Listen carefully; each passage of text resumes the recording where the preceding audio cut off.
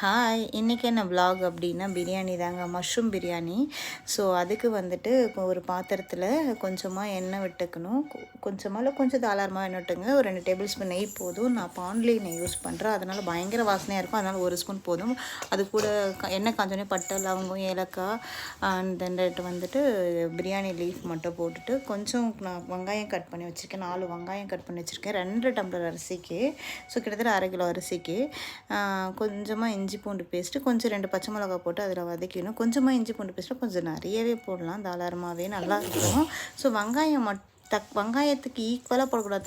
தக்காளி ரொம்பவே கம்மியாக போடணும். 2 இல்லை 2.5 தக்காளி தான் போடணும். ஸோ அது கூட நறுக்குன வந்துட்டு புதினா, கொத்தமல்லி இது எல்லாத்தையுமே ஆட் பண்ணி கொஞ்சம் நல்லா வதக்கிட்டதுக்கப்புறமா இந்த கன்சிஸ்டன்சி வரும்போதுட்டு கட் பண்ணி வச்ச மஷ்ரூமை ஆட் பண்ணிக்கலாம். மஷ்ரூமை ஆட் பண்ணி கொஞ்சம் லைட்டாக மஷ்ரூமை கிளறி விட்டு கொஞ்சம் லைட்டாக வதங்கினா போதும். ஸோ அதில் தண்ணி இட்டுக்கலாம். நான் 1க்கு 1.5 தண்ணி இட்டேன்.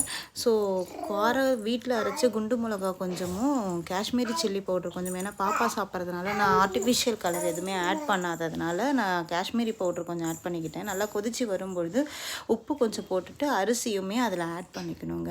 அப்போ தாங்க டேஸ்ட் நல்லாயிருக்கும். அவ்வளோதாங்க. இது அப்படியே தம் மூடி வச்சு கொஞ்சம் நல்லா ஒரு இந்த ஸ்டேஜ் வரும்பொழுது ஸோ தம் விட்டுடலாங்க. ஏன்னா கொஞ்சம் தண்ணியோடு தம் விட்டால் தான் கொஞ்சம் சாதம் கொஞ்சம் நல்லாயிருக்கும். ஸோ இந்த மாதிரி வரும்போது நான் ஆஃப் பண்ண வேணாம், அப்படியே கொஞ்சம் லைட்டாக தண்ணி இருக்குது. ஸோ அகைன் வந்துட்டு ஃபுல்லாக தம் போட்டு இந்த மாதிரி ஆனதுக்கப்புறம் எடுத்து சாப்பிட்டு பாருங்கள், செம்ம டேஸ்ட்டாக இருக்கும். தேங்க்யூ ஃபார் வாட்சிங். பிடிச்சிருந்தா லைக் பண்ணுங்கள், ஷேர் பண்ணுங்கள், சப்ஸ்கிரைப் பண்ணுங்கள்.